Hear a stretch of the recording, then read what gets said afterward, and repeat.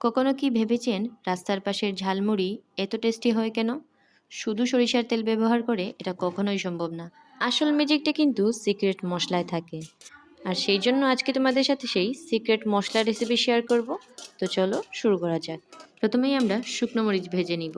আর শুকনো মরিচটা ঝালমুড়ি তৈরি করার জন্য অবশ্যই প্রয়োজন।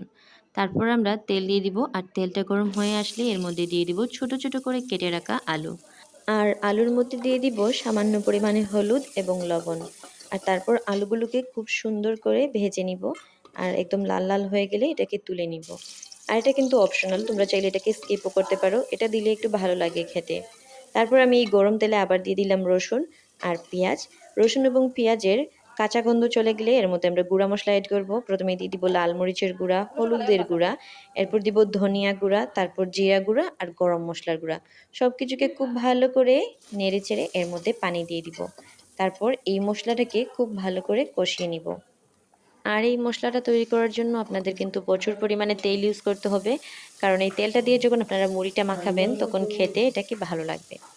আর যদি এটাকে সংরক্ষণ করতে চান তাহলে এর চাইতেও বেশি পরিমাণে তেল দিতে হবে। মশলার চাইতে তেলের পরিমাণটা বেশি থাকবে, তাহলে কিন্তু এটা বেশ খানিক দিন সংরক্ষণ করতে পারবেন। আর আমি যেহেতু এটাকে এখনই শেষ করে ফেলবো এই মশলাটা, সেই জন্য আমি তেলের পরিমাণটা কম রেখেছি। আর আপনাদের সাথে কথা বলতে বলতে আমার মশলাটা তৈরি হয়ে গেছে। এখন আমি ঝালমুড়িটা মাখিয়ে নিব।